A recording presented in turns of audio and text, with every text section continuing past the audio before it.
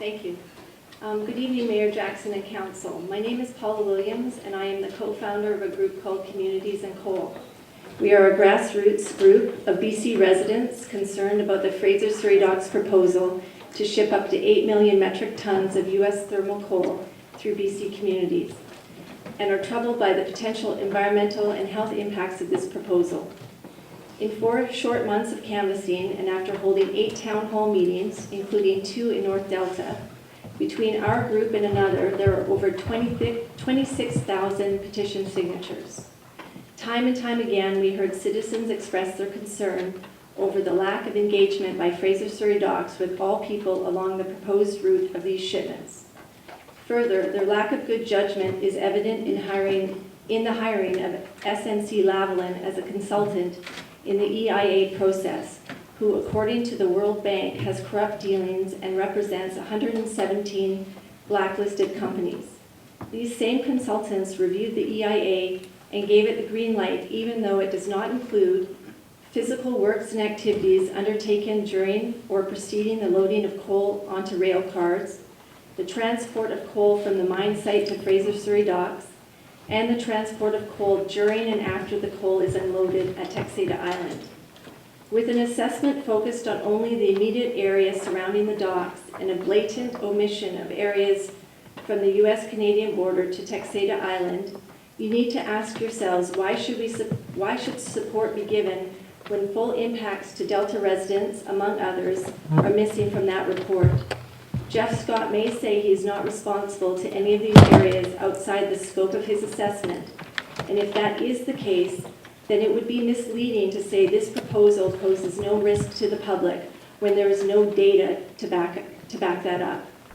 Chief Medical Health Officers Dr. Paul Van Binder and Patricia Daly, who are in a position to look out for the health and well-being of citizens, had this to say in their November 13th letter to Port Metro.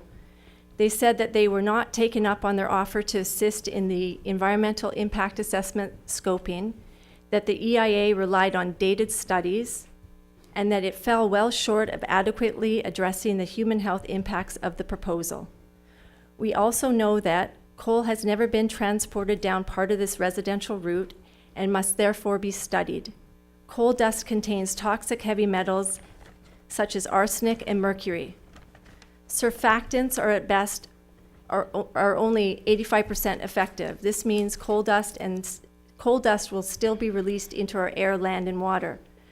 Diesel particulates from trains causes respiratory illness and cancer and can travel up to 5 kilometers. There are 17 Delta schools, 37 if you start counting from White Rock, which are under 5 kilometers from the trains. Children are most vulnerable. Evidence from reputable medical journals warn us about the dangers of coal dust, diesel particulates, and noise. The World Health Organization's declared air pollution, including diesel fumes, to be a carcinogen. We had the privilege recently of presenting in front of the Delta Environment Advisory Committee, who unanimously passed a motion to request of Council that an objective, independent, and comprehensive health impact and environmental assessment be conducted on existing and proposed coal storage locations. My question to you is, will Delta Council join the communities of White Rock, Surrey, New Westminster, Langley, Vancouver, and Powell River, as well as Metro Vancouver, the health authorities, the BC Nurses Union, the Canadian Association of Physicians for the Environment, and numerous MLAs and MPs, and either pass the Delta EAC motion or follow Surrey's lead and pass a motion to not support the Fraser Surrey Docks proposal and to request of Port Metro Vancouver a comprehensive health impact assessment conducted by an independent third party, as well as full public hearings on the project. Thank you. Thank you.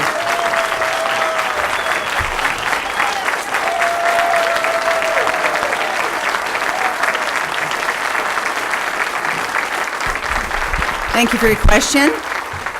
And of course, we have processes that we go through in terms of information from staff.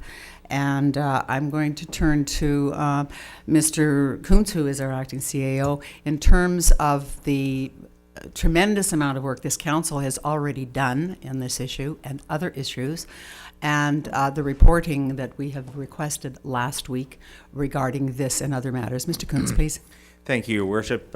We are in the process of gathering all of the information that we can get our hands on with respect to the environmental impact assessment. We do anticipate to report in early December with those findings. As you can see by the crowd tonight and the letters and other information that we're getting in at Municipal Hall, there's a lot to digest. We're in that process of digesting that and preparing that report. Thank you. And this was actually done last week. There's two environmental impact studies that are underway, and those will be both coming back to council in December sometime. So thank you very much for your question. Thank you. Thank you, and good evening, everyone, and welcome to Kennedy House. We arrive at our meetings here from time to time, and we're very happy to have these in North Delta.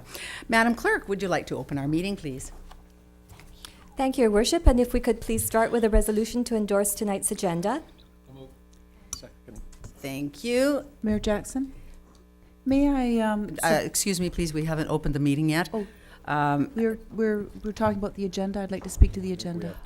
Oh, you wanted to have an added item on the agenda? I'd like to suggest an amendment to the order of the agenda, and given the number of people here, I was wondering if we could bring forward motions on notice, perhaps after our delegations have spoken.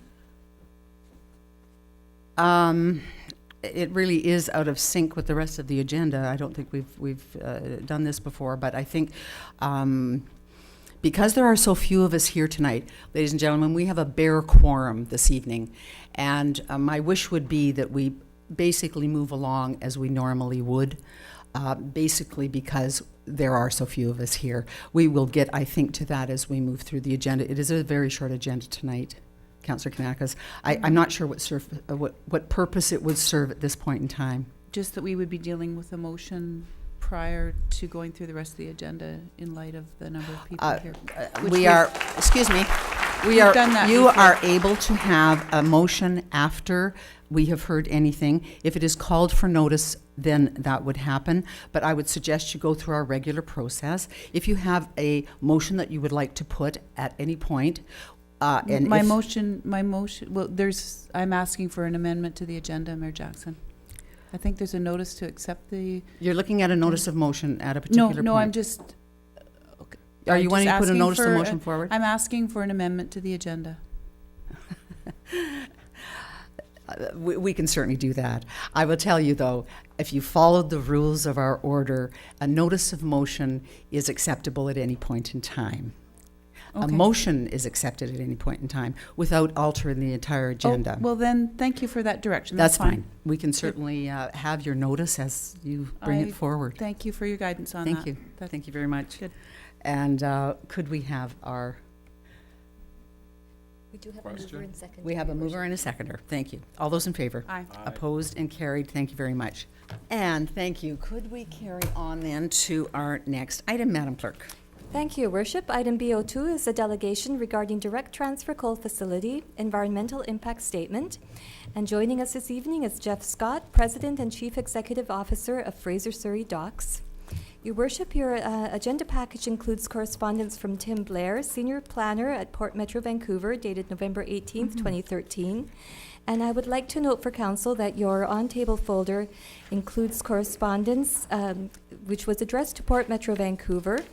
And this was submitted by Paul Van Binder, Chief Medical Health Officer and Program Medical Director of Public Health at the Fraser Health Authority, and Dr. Patricia Daly, the Chief Medical Health Officer and VP of Public Health at Vancouver Coastal Health. Thank you. Thank you very much. And good evening, Mr. Scott. Welcome to our table. And we will turn the floor over to yourself, sir, and maybe you could go over some of the history. And how many times have you been before this council now? This will be the second time that I've presented in front of council on this specific project. Thank you. Thank you for having me back, Your Worship, and Thank you. councillors. So I'm going to go through a presentation, a summary of a presentation, which was developed by SNC Lavalin, which was the party responsible for completing the environmental impact assessment. Thank you. And this is difficult to do this presentation because it's a summary of about a 1,300-page EIA environmental impact assessment. So what I've tried to do, excuse me, just while I adjust this, what I've tried to do is highlight the key areas in terms of health and dust and air quality, and then leave it open for any further questions. Thank you. And I'd also like to point out that I'm not an expert in this field, but I'll be conveying some of the expert opinion as I understand it. But as a responsible marine terminal operator, we do recognize and understand our obligation to understand what we're getting ourselves into, and understand our obligations and commitments to the community and our, our employees and our general public. So let me start with the presentation, and I'll go through some of the details. Just for clarity, we presented a project application back to PMV in 2012, in June of 2012. And during that time, we've consulted with various parties, various agencies, community groups, and others. And detailed feedback has been received during that period. And we have looked at and modified some of our project design, construction, and operations as a result of that feedback. And we continue to do so today. In terms of the application review process, we have undertaken a range of environmental studies, many of which were re-reviewed during this environmental impact assessment process. But essentially, the environmental impact assessment was taken to look at three components. One is to assemble and integrate the work to date. The other is to provide additional analysis where necessary. And the third component was to address key environmental concerns heard during the consultation phase. And we did employ SNC Lavalin, who is a credible and reputable proponent in this field that has undertaken many studies in the province of British Columbia, and we had of utmost confidence in their ability to undertake this assessment. The project scope included looking at construction and operations. I won't go through it in great detail. In terms of the regulatory context, FSD is located on federal land within the PMV jurisdiction. And as being on federal land, projects are subject to Canadian Environmental and Assessment Act. This project was assessed under that act and was deemed as not a designated project requiring an EIA under the SIA Act. However, the port did ask us partway through the process to look at an EIA process in terms of evaluating some of the components with respect to the project. So we basically undertook SNC, or commissioned SNC, to undertake a study, and the EIA was based upon standard federal SIA and provincial BCEAA best practices. The scope itself is looking at the point of the project from where the products, specifically this project, is looking at coal, where it enters the province of British Columbia, to where the laden barges leave the Fraser River by water. This is the area within the port's jurisdiction and the area in which we were asked to look at with respect to this particular EIA. The methodology for the EIA looked at various components, but specifically it looked at a description and identification of interactions between the project components, looking at the mitigation measures with respect to those components, and identifying any residual environmental effects after the mitigation measures were applied, and then determining the overall significance of the residual effects and the likelihood of occurrence. So that's the basis under which the EIA was undertaken and conducted. We did look at, or SNC did look at, a variety of components. It was a relatively large scope, looked at environmental effects, social community effects, health effects, heritage effects, and so on. And as I mentioned, I'm only dealing with a small handful of those in terms of the summary of this report, but all of that very detailed information is contained without the EIA or throughout the EIA, which is available on the port website.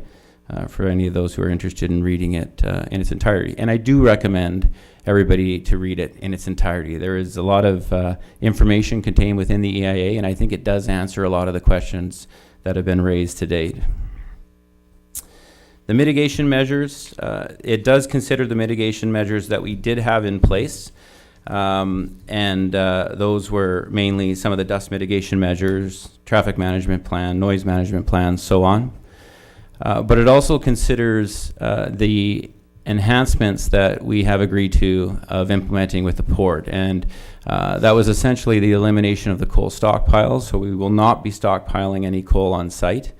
And this also includes the dust suppression on rail cars. BNSF has voluntarily agreed to reapply the topping and suppressing agents at midpoint. This specifically should deal with the degradation issues or concerns in terms of the movement of the rail cars. And then we are applying a dust suppression and binding agent before the coal is loaded on the barge. So the original project looked at one application. We are now looking at 3 applications. The product itself is good for up to 45 days. So we feel that this should be more than significant in controlling the dust throughout the various components of the supply chain. Moving to the air quality methodology, in typical standards, you look at dispersion modeling, you look at trackside monitoring studies, so you compare that to existing studies, and then you look at ambient air quality monitoring studies. And that was consistent in terms of what was looked at under this report. In terms of the air quality results, just to run through some of the components, when we looked at air quality monitoring under this report, we did look at the entire facility, which meant we looked at coal operations in conjunction with agri operations, in conjunction with our container operations. These emissions that you see on the screen are a compilation of all of those emissions together. So it looks at the entire business, worst case scenario, which means every single part of that operation is running at the same time, which means we're receiving everything at the same time, we are delivering everything at the same time, we're moving everything through our facility at the same time. Modeling was done on a 20 by 20 scale. There was 10,000 receptors that were looked at in conjunction with the modeling, and the overall air modeling results, as indicated by the table, show that the Metro Vancouver ambient air quality objectives will generally not be exceeded, with only very minor PM10 and the NO2 exceedances. And the PM10 is really at the fence line. That's specifically where we unload the rail cars, and that's both the agri loading and the coal loading. And then you'll also see that the concentrations quickly diminish as emissions dispense away from FSD. And I should point out that the PM 2.5 and PM 10 concentrations, including the nearest residential receptor, were less than the municipal, provincial, national, and international World Health Organization air quality objectives and guidelines. And just for clarity, our maximum for the entire site was 4.2 micrograms per cubic meter. And if you can see by the modeling, the majority of that is made up by background. In terms of the air quality, we have an air quality monitoring program that we're putting in place. We are specifically at this point in time looking at 2 monitoring stations. One will be about 10 meters from the barge loader. That will be a PM10 monitoring station. It will have a meteorological station with it, and these will all be monitored in real time and will receive real-time data, and the dust fall will be collected on a once-by-month basis. Directly across from the property, which will be the nearest residential receptor, we will monitor the PM2 and dust fall with the canisters, and again, all of that will be received and tracked in real time. And then the nitrogen dioxide will be monitored on a monthly basis using a handheld monitoring, and then there'll be correlation for wind speed and direction. In terms of reporting, we will have 2 components of the reporting. One was FSD will have an environmental coordinator, And that role and responsibility will ensure that we have a direct visual determination of fugitive emissions on every barge loading. So every operation we will have on-dock monitoring. And then the environmental coordinator will prepare a monthly report to staff. And that monthly report will have a series of components related to it, including analysis and recommendations and modifications. And those reports will be available on the website for public viewing. In addition, FSD will have Levelton conduct visual sites inspections on a monthly basis. And again, this report will compile a series of data, both from the meteorological station, air quality, summary of FSD site, and it will include a summary of complaints and a summary of corrective action. And again, these reports will be available on the website for public viewing. In terms of the air quality, the conclusion that was conducted in terms of the EIA was that with the application of all mitigation measures, the particulate matter emissions from fugitive dust sources are localized and predicted air quality impacts are low and below objectives and standards. In terms of the human health assessment, the primary concerns that were looked at in conjunction with the report were on air quality, as well as the potential health effects of coal dust.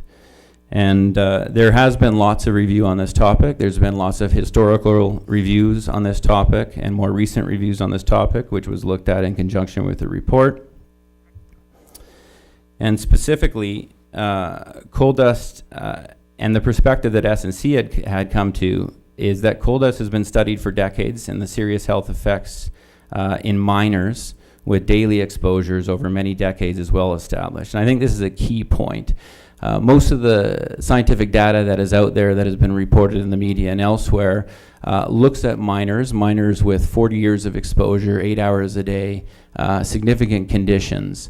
And it's factual based that there are issues that have identified in miners with that level of exposure over that prolonged basic.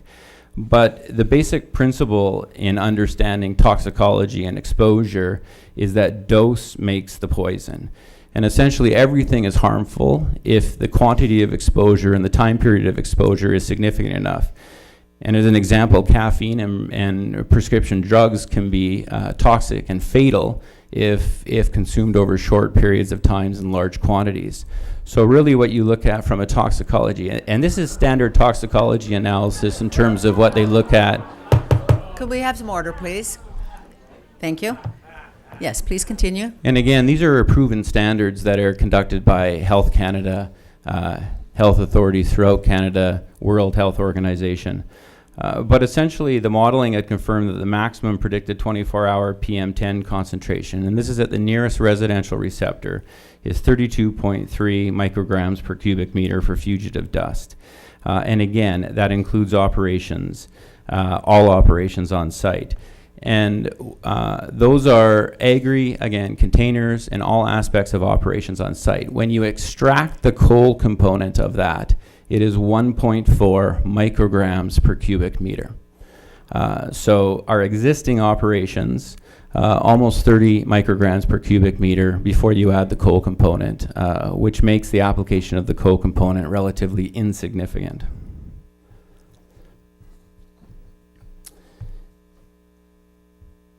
In terms of the human health for coal dust, the guidelines and objectives that are available through WorkSafe BC, and these are limits for coal miners in mines, are 400 to 900 micrograms per cubic meter, and those are current standards depending on the quality and type of coal. And if you look at that in the perspective, and it's important to understand that those exposure limits are exposures of a worker over his or her lifetime, working in the mine 8 hours a day, 5 days a week, over their lifetime, which is essentially 40 years or several decades. And those allowable limits are 400 to 900 micrograms per cubic meter.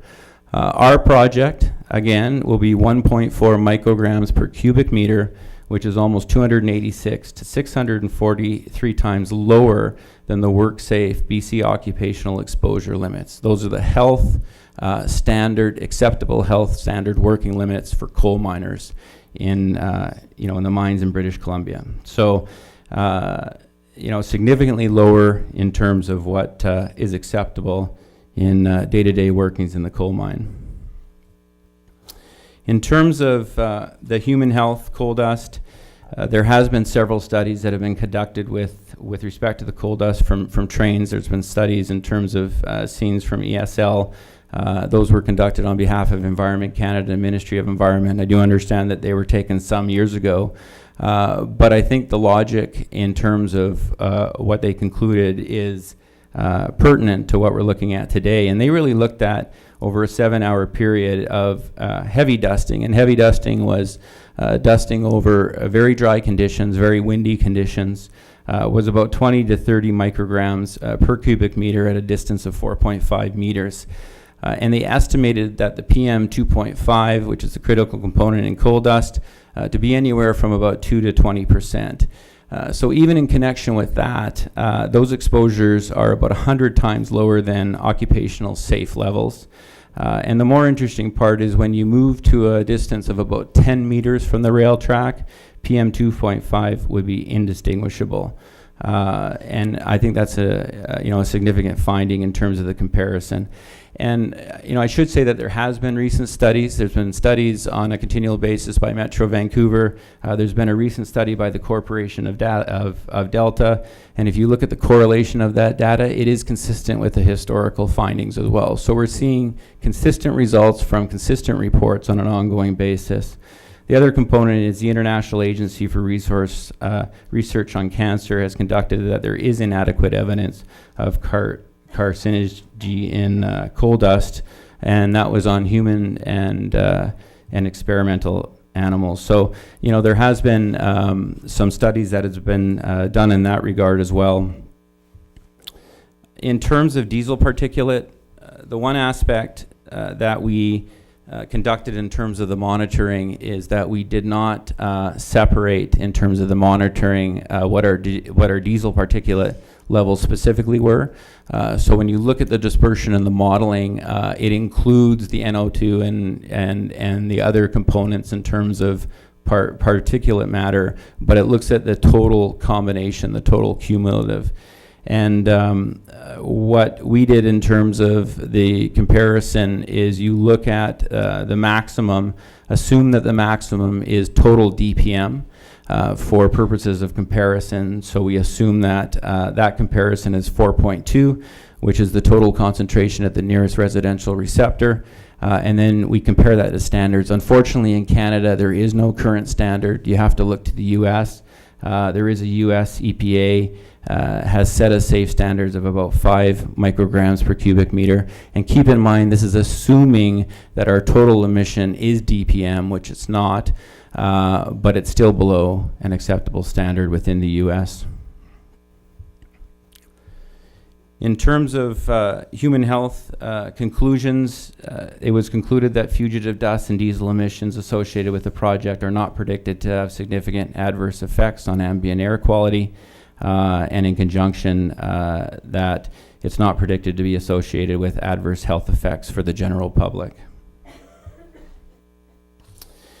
In conclusion, those are the key areas that I focused on in the presentation, but as you may have seen in the summary of the EIA concludes in a variety of studies and a variety of analysis that our project is not likely to cause significant adverse environmental, social, economic, or health effects. And that's given the fact that we would be implementing several mitigation components as part of the project. So I'll take any questions if you have any questions at this point in time, but again, keep in mind that this is meant to be a summary of a more comprehensive document. Thank you. Thank you very much. Could I just establish when the report was made available? The report was made available to the general public on the 18th of November. Thank you. It's very recent, isn't it? It's very recent, And yes. a lot of information is in that report, and I think your suggestion is a good one, that people actually pull that up and have a read through. I know there's a lot of technical aspects to it, but I think it's well worth people having a look at, including ourselves. That is one of the reports that council will be getting through staff in terms of their analysis of that within the next 3 or 4 weeks, I would believe. Could I ask, in terms of air quality in particular, as we know, Metro Vancouver is in charge of air quality. And have you had an opportunity to have any understanding of the data that's come out of Deltaport, for instance? Have you had a chance to look at any of that information from the air monitoring station there? In terms of the recent studies that they've undertaken, I've seen some of the results of the recent studies that they've undertaken.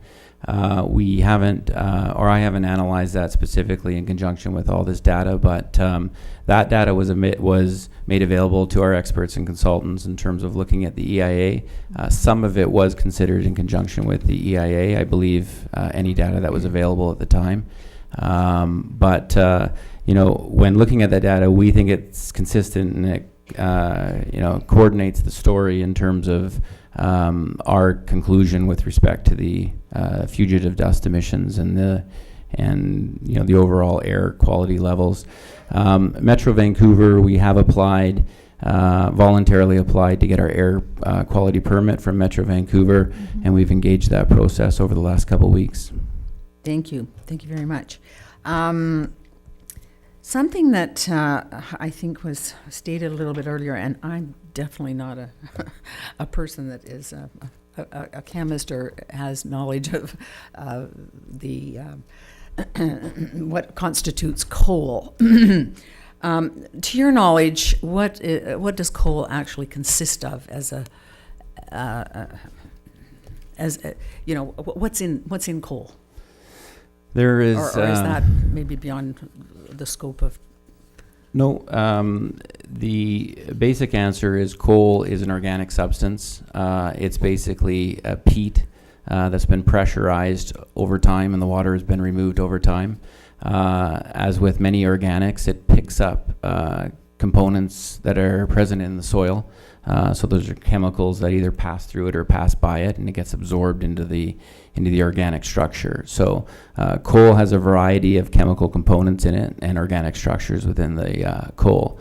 What's important to understand is that we are handling unburned coal, and coal in that state does not release those chemical components into the environment. So coal in its transportation state is considered relatively benign. The toxic component from coal comes from when those chemical components are released into the environment through a modification, and the modification comes from burning that coal. Thank you. And I did want to ask that question because in the doctor's report that he put forward, and I think it was mentioned tonight in the questionnaire that came forward, and basically speaks about the summary, a brief summary on the type and composition of coal to be shipped is provided in the draft EIA. Correct. The description, unfortunately, does not contain information regarding mercury, lead, arsenic, and other possible contaminants as requested by Dr. Van Beinert in his May the 27th letter.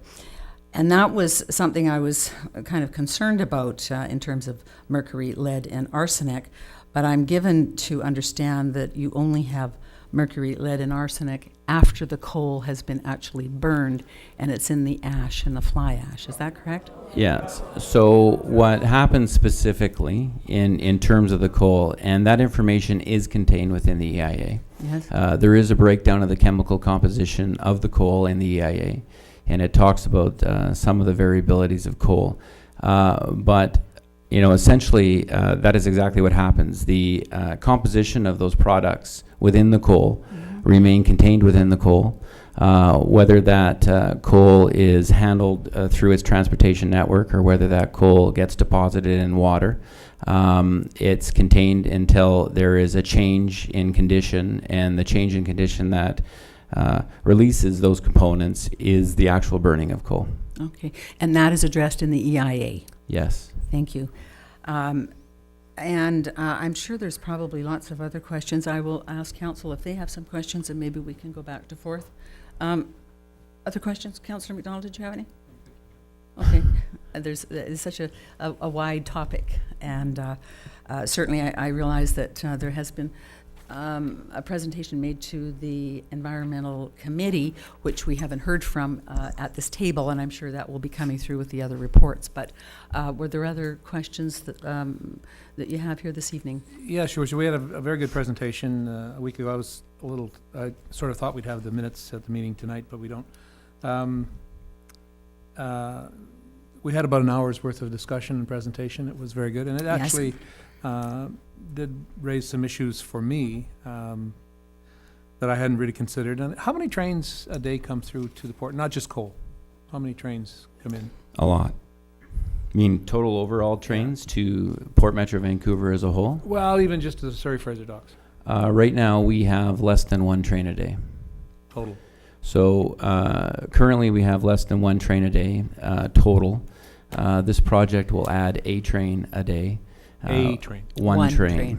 So one train a day. And that will bring us up to just under 2 trains per day at full capacity.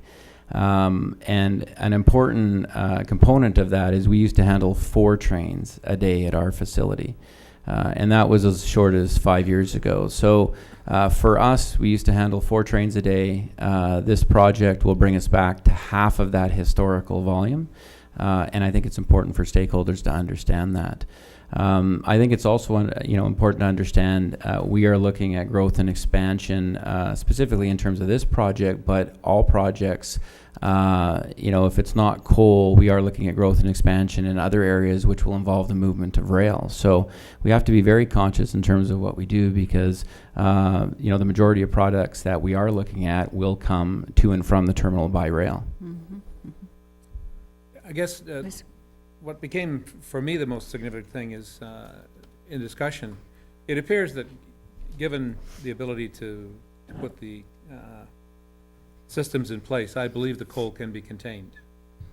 What doesn't appear to be able to be contained is the emissions from diesel engines. So for me, it's a broader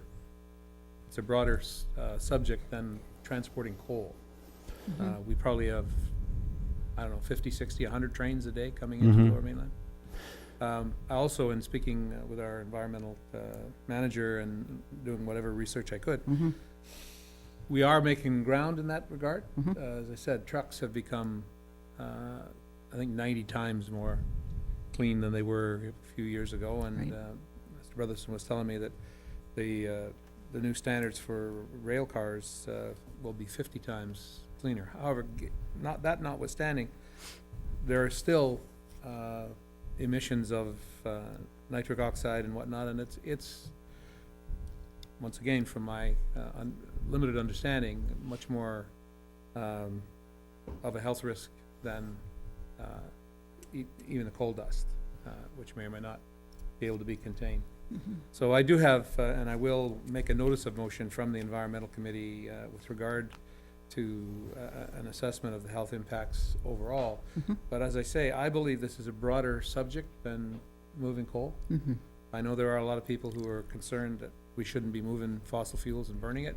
I don't believe that's what we're here to argue at this point. From Delta's perspective, we have West Shore terminals, and we run metallurgical and harder coal, or the softer coal rather, out through that port. Surrey Fraser Docks, what we have is a train, and so we don't get a lot of other than peripheral benefit of people who are working and whatnot in those areas from that activity. Given that, I believe you always have to balance the gain for the pain and where you're at. So, as I said, I will make a motion, a notice of motion at least, with regard to a health impact assessment. I have less concern than some people with the assessment that is being done, and I think it will give us a basis for doing an assessment of where we are with this. I think people do have to understand, though, and you made reference to it, that Metro Vancouver is charged with the responsibility for the air. The railways operate under the Railway Act of 1854. We have very, very limited ability to impact on what's going on, and we can be vocal, but beyond that, there isn't a lot. And I do believe that we should be looking at the broader subject of diesel particulate from ships, tugboats, railways, etc. Thank you, Councillor McDonald. Other questions? Mayor Jackson. Councillor Kanakos, and then we'll keep moving around. Thank you. Thank you. Thank you, Mr. Scott, for your presentation this evening, and I appreciate that Fraser Surrey Docks is a busy, well, actually, on your website, one of the largest port facilities, the largest port facility in BC, is it? Sir Fraser? From a Fraser break Surrey? bulk perspective. From a break bulk perspective. Break bulk, that's quite different. From We have break- 180 acres. It's a large terminal. We have probably one of the largest footprints in the Lower Mainland from a terminal perspective. I didn't realize that it was right up there, and I appreciate that you're working to ensure that Fraser Surrey Docks, which is a company operating on the site, which is owned by Port Metro, is working to keep your bottom line in good shape, and that this project came along and looked like it might do that. And I think, you came before council several months ago, and we hadn't really thought about it very much at all. It was the first time hearing about it, and I think one of the motions that came out of this council was, gee, this doesn't, like, this project's complicated. So we asked that there be further consultations on it and that we hear from the public on it. And thank you very much for undertaking that, because I know after that there were some sessions in Surrey. And of course, since then, this project has taken on a life of its own in a way, and that more and more people are learning about it. And I think I would put myself in that situation where the more I learn about this project, the more I realize that I realize it's just not a good idea for that location. It's the shipment of thermal coal through North Delta and down the Fraser River out to Texada Island and on to China is just not. There's too many opportunities for accidents, and so it's not a good idea. In Delta, as was already mentioned, we already have West Shore Coal. We've been working hard to work with them on minimizing the impact of the coal trains in our community. And as we sit here, actually, there is a coal train sitting on the BSNF line between Delta Golf Course and right up through to the pullout on 91. So that's one of their coal storage facilities right now, is right in the foot of the watershed park. And, that in of itself is concerning. The movement of coal through our community already is concerning. And I just can't support another facility where coal will be transported through our community.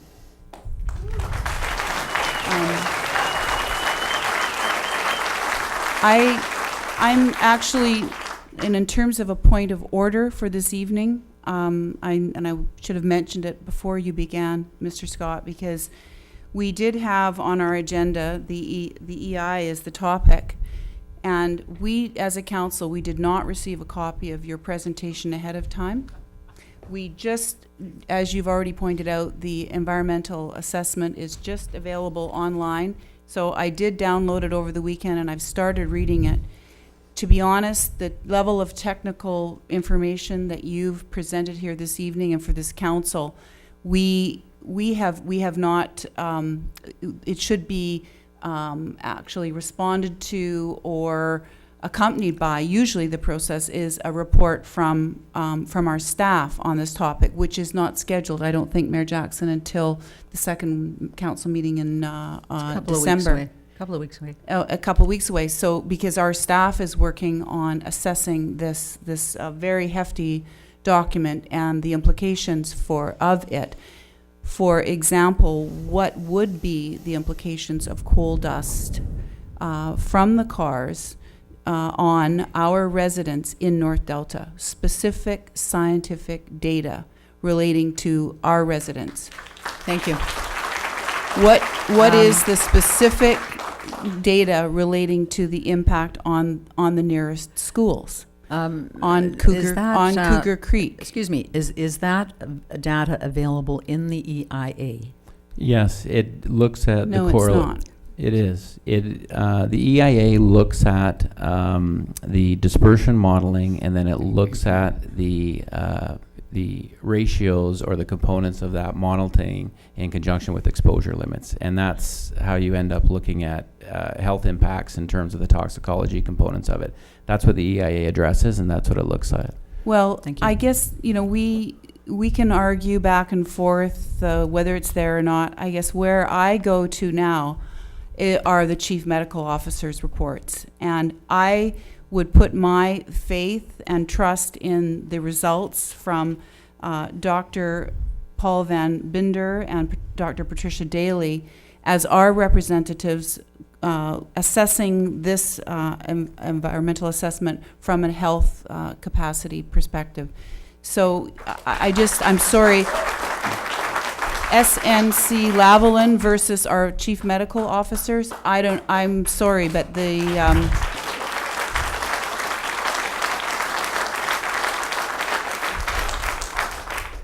just on that point, I must weigh in here.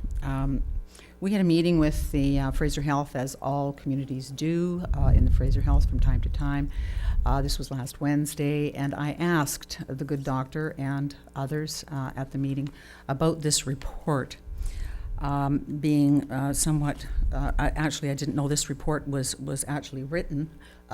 You provided it for us through your office. I'm not quite sure how this came to pass, but thank you for sending this to us all. My question of the doctor was based on what data he had to base his remarks upon. And they don't have any data. that's the issue, Mayor Jackson. They don't have the data. The doctors don't have the data, and neither does SNC Lavalin. I disagree. Okay. I think what we will do, however, because there have been a lot of things stated in this report that I got today, thank you very much, through Councillor Kanakos, which we've distributed on table. But I think our staff are going to be charged with analyzing these documents, and they will be coming back to us through our staff, including what the health authorities have said. So that, I think, will answer the question that we have before us today. I have a couple of other questions, Mayor Yes, Jackson. please. Mm-hmm.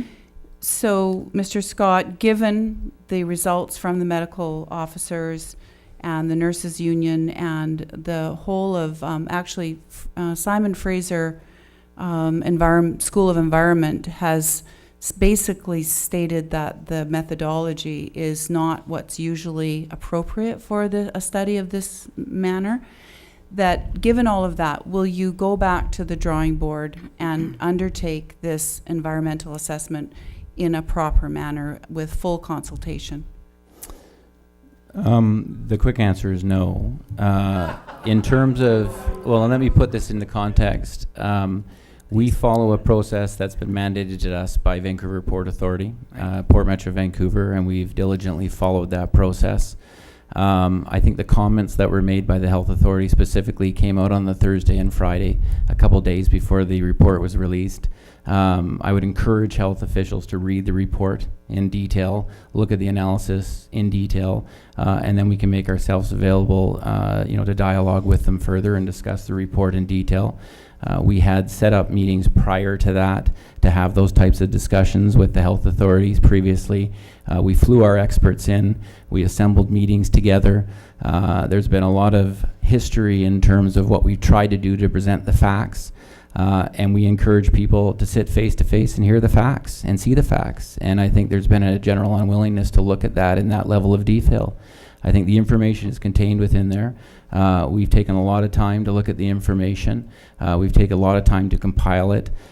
There is a lot of data contained within that report that has been available for over a year. And that is data that has been available to the general public and others to analyze, ask questions, and look at those in all variety of contexts. I think the data supports that the coal can be handled safely. I think the data supports that it will not significantly impact the community. I think that's supported by the fact that coal has been handled in this community safely and efficiently for over 40 years. Coal in this province has been mined in this province for over 100 years. There's just no correlation in terms of the health impacts that have been indicated by some of the health authorities and others, and correlating it to miners. You just don't have that same impact from a transportation component connections. And I don't disagree with Councillor McDonald. I think the real issue is the movement of rail. If you look at coal and you look at the exposure of our project, coal represents probably less than 5% of the total air quality exposure limit. It is indistinguishable. And when you look at the movement of goods, you have to look at rail as a component of that. And the railways are doing and are making improvements in terms of the movement of rail. The transportation industry as a whole accounts for 25% of the greenhouse gas emissions. Rail accounts for 3% of that, only 3%. The other percentages are coming from road. And over that period, and I think I have shared with Council in the past, there's been a 20% reduction in greenhouse gas emissions from rail transport alone. Furthermore, there are continued improvements being made on the rail transportation network in terms of reducing greenhouse gas emissions. Those are the facts. They are out there, they're available, and it's showing consistently that coal can be handled safely, that there are improvements being made on a continual basis in terms of the handling of these types of commodities by rail. There's been significant improvements in reductions in greenhouse gas emissions by rail. This future of the port community is going to rely on the movement of all goods by rail. This is not a coal issue. It needs to be looked at as a port as a whole, because we're looking at whether that be forest products or steel or containers or other components. The total volume of rail will be increasing in this port, and we have to look at that in conjunction of the overall growth and expansion plans. Well, thank you for that, and I agree that we do need to be looking at the whole picture, the issue of transporting goods by truck and by rail in the Lower Mainland, and the impacts on our environment and on our health. So we agree there.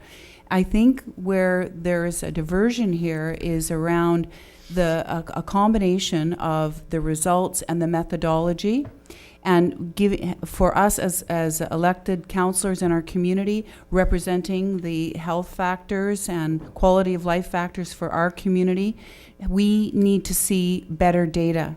And what we've heard from those who are experts in undertaking environmental assessments, from both an environmental perspective and a human health perspective, is that to gather that data, there's a methodology that a company or proponent follows that was not followed here. So therefore, what we have is a lack of trust, a lack of confidence in the data presented by SNC Lavalin.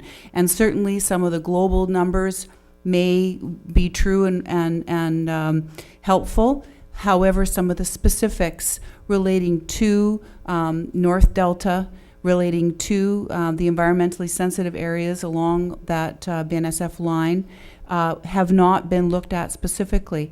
And in particular, we know ourselves from our own coal dust monitoring study that was done in Delta that when the results for the canisters within 15 meters of the rail line, there was 30 times the level of coal dust in there compared to the other locations in Tawasin. We've only measured in South Delta, and it's only been for a month.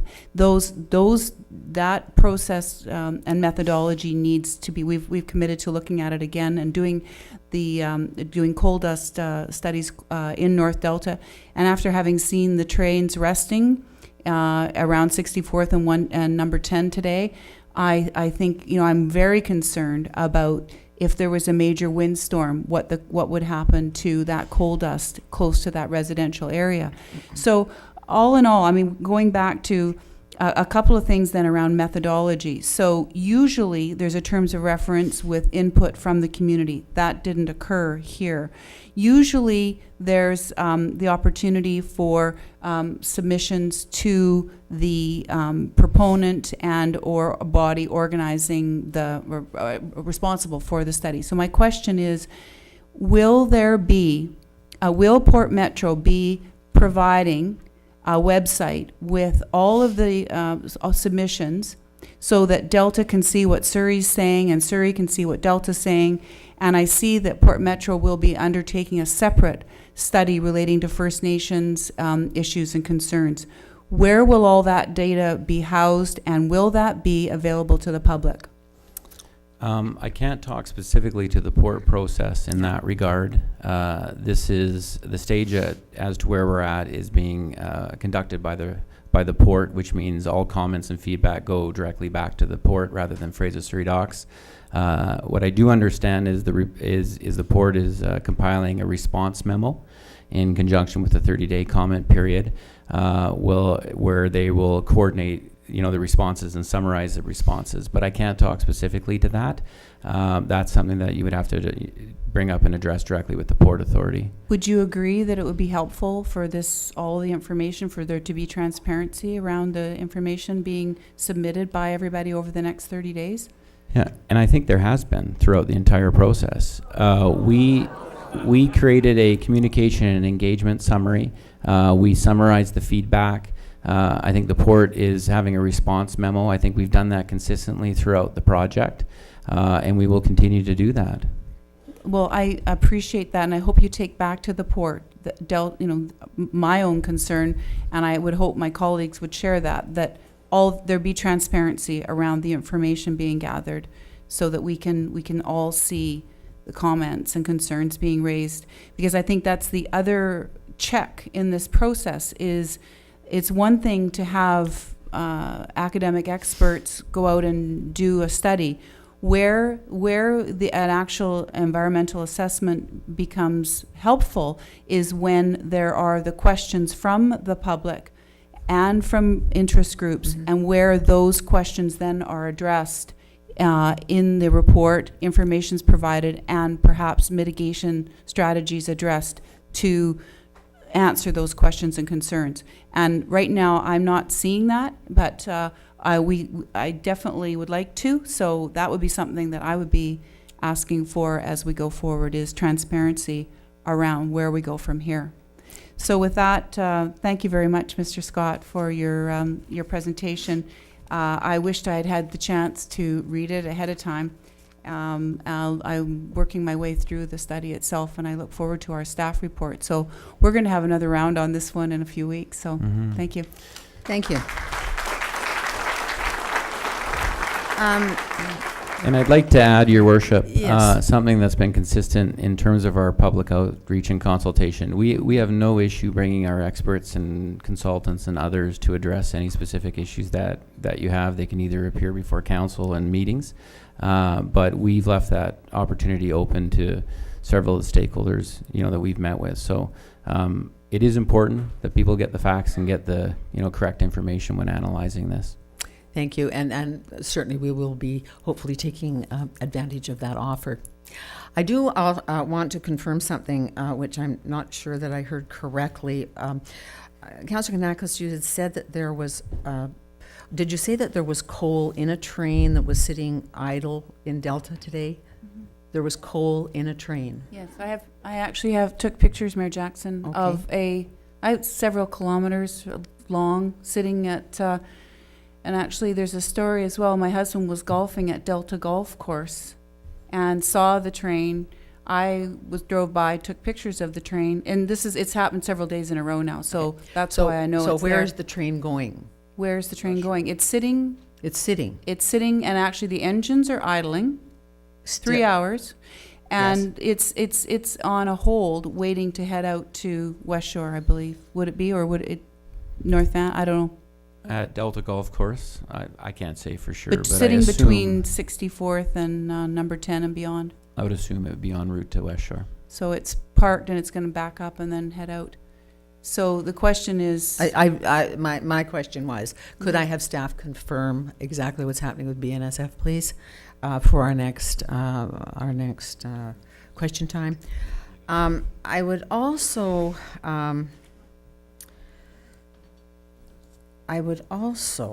let's see.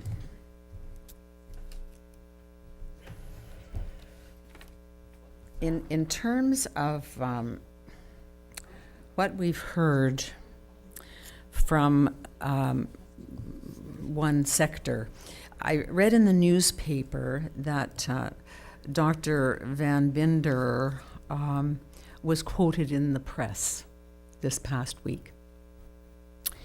And he went on at some length, but the operative paragraph I would like to have some comment on, if I could. And he states, and I quote, "There's a lot of community concern," Dr. Van Binder said.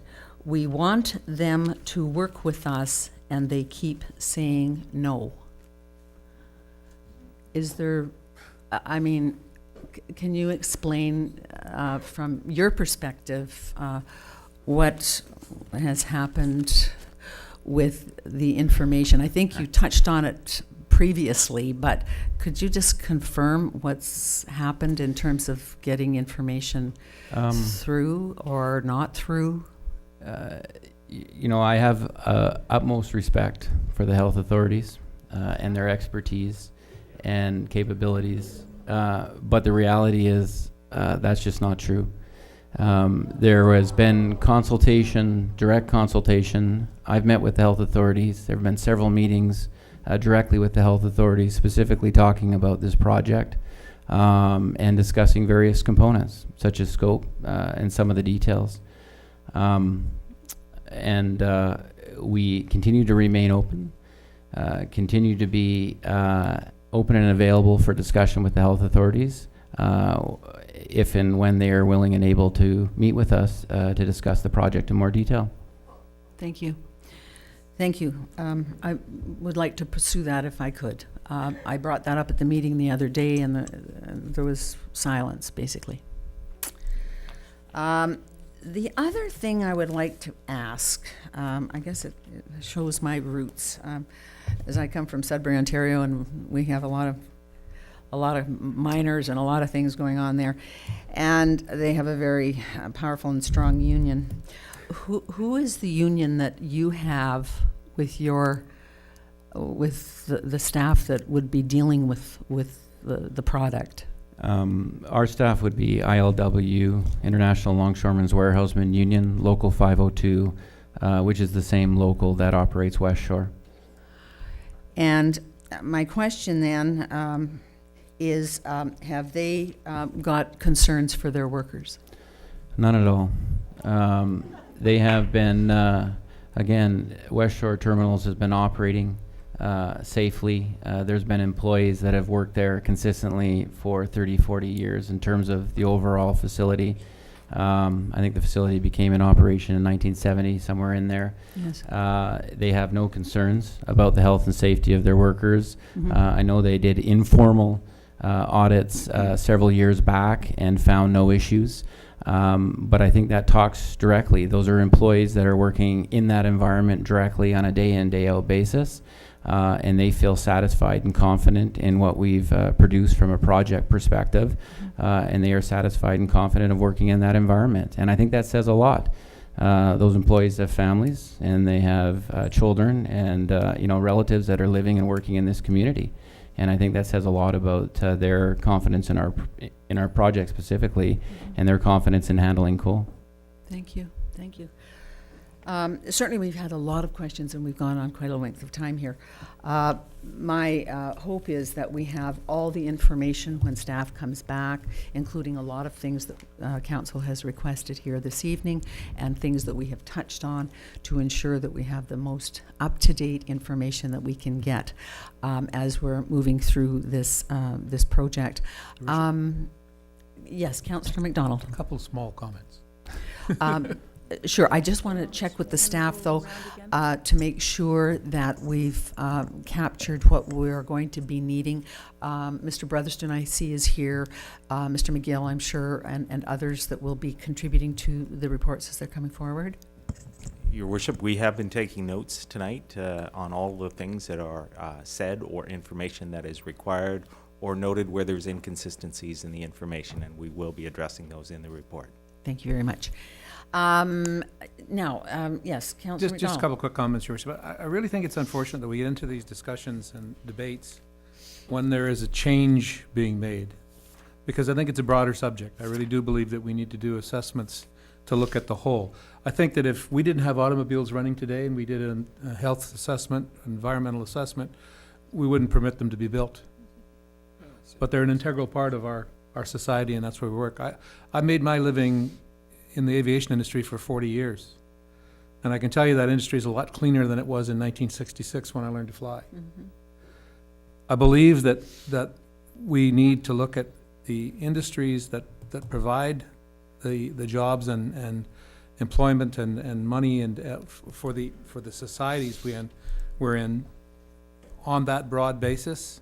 And I don't think that the motion that came out of the Environmental Committee is in any way in conflict with that. But I think it's unfortunate that we get into an adversarial role, and it should be remembered in this case that Port Metro Vancouver and the Surrey Fraser Docks did not need to do any of this with the laws that exist in this country today. That's correct. They could have just started running the train. And I do believe that whether we accept all of the information, I do take a little, I don't believe that I've seen anything that's not being transparent. I may not agree with everything that comes out, but I believe I could find it.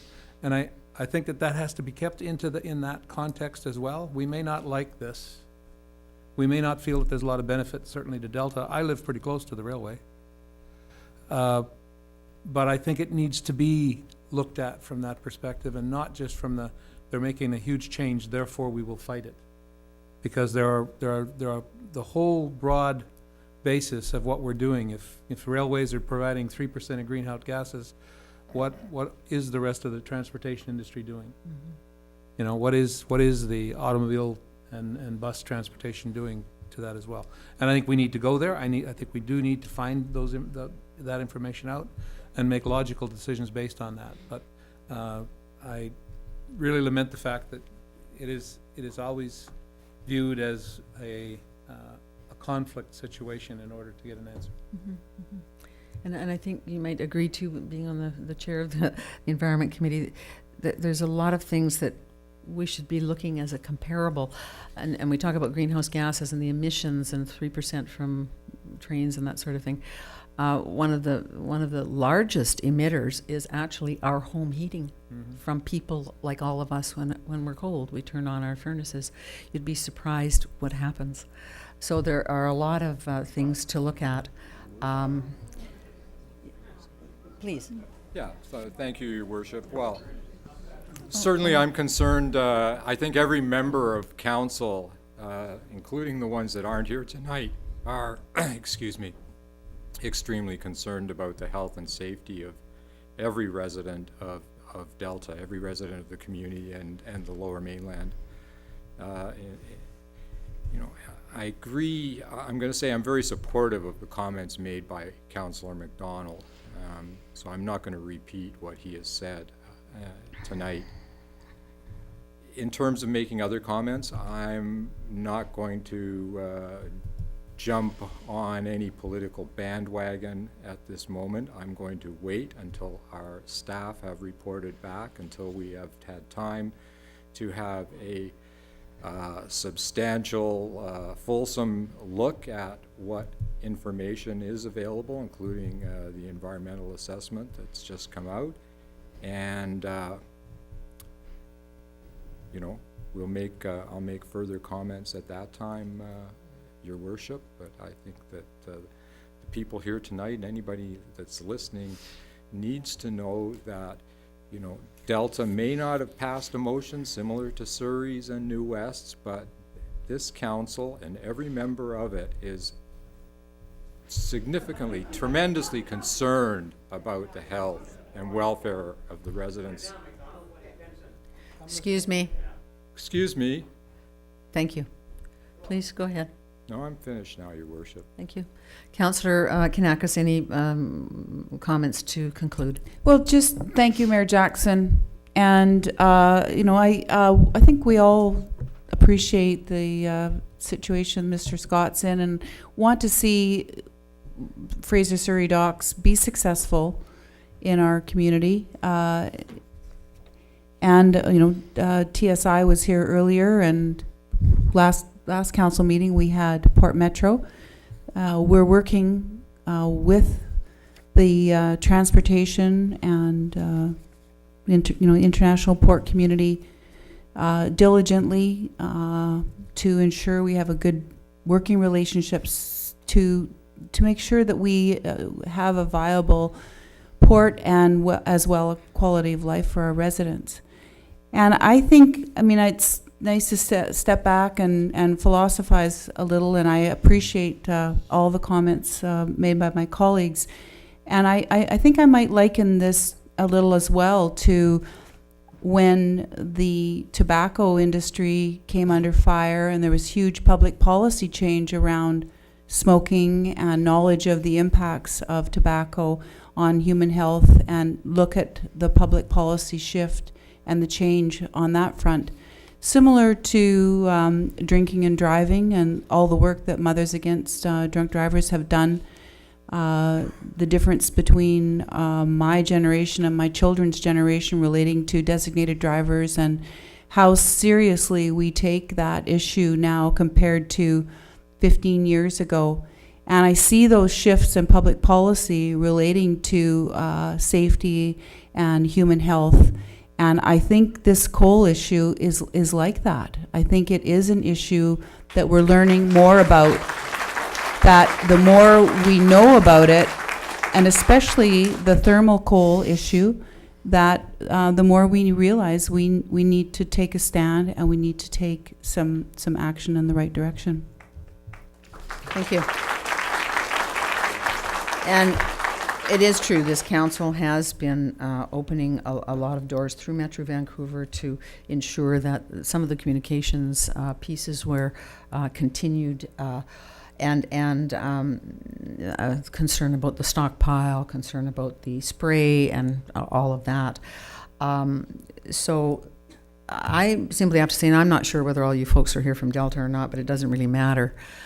Each municipality, in my opinion, in this province is doing whatever they can in order to mitigate climate change, greenhouse gas emissions, air quality, and so on. And this council I can speak to specifically.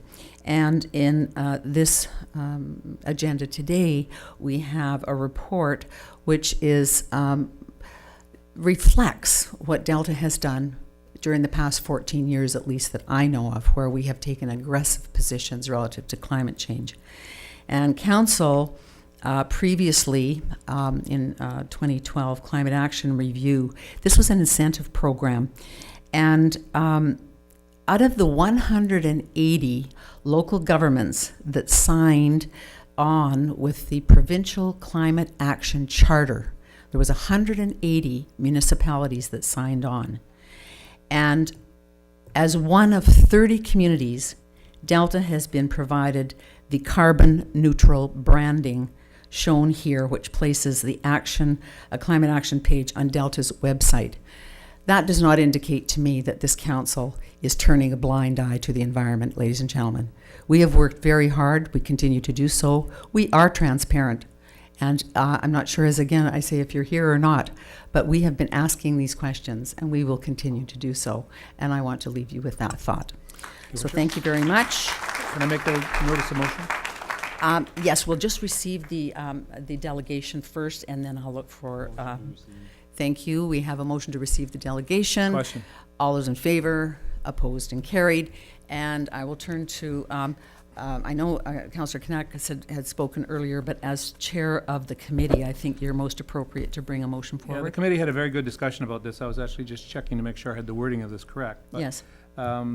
The committee unanimously moved that the committee requests that Delta Council request that a comprehensive independent health assessment be conducted on existing and proposed coal handling facilities.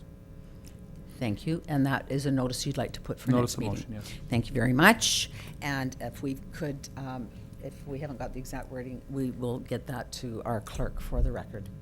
Thank you very much. Mayor Jackson, could we explain the notice of motion for the folks in the audience so they understand what's going on? I think it speaks for itself. No, Would you I like didn't to mean from a repeat? content, from a process perspective, that it'll come back in 2 weeks and. I think we said that. It would be back Oh. here in 2 weeks at our next meeting. They don't understand. They don't. They don't understand that it Well, I won't be think back in the next- understanding Next council better. meeting. next council meeting will be debated. Thank you. Is that what, Does is that everybody what you're after? understand that? Ladies and gentlemen, a notice of motion is motion that is given to a council in that the people at the table can have time to consider the motion as they come to the next meeting. It's done everywhere. So that's what a notice of motion is. Normally, it would come to the next meeting of council. Our next meeting of council is in 2 weeks because next Monday we don't have a regular council meeting. So this motion that has been put by Councillor McDonald will be here in 2 weeks for debate. Councillor Kanakos? Yeah, thank you, Mayor Jackson. And I think it's appropriate since our colleagues are not, we have three colleagues not here at the table to debate this motion. Well, more that's why I've fully. asked it be Thank put you. forward as a notice. Thank you very much. I'm hoping that we will have a full and wholesome discussion when it comes back to our table. Thank you very much. I have one other quick question relating to process, Mayor Jackson. We do have the our staff's review of this. We've directed that, yes. Will that be occurring the same week, or would it be We'll have appropriate to see. We'll have to wait and the see. notice of motion the same at We'll the see. same time, or The chair I just will- put that forward as a question. Thank The you. chair will take that under consideration, given the time frame that staff have to review and bring forward a report. So we will see what happens in due course, and we will advise you. Thank you. Thank you. Anything further under this item? Seeing none, Madam Clerk, please.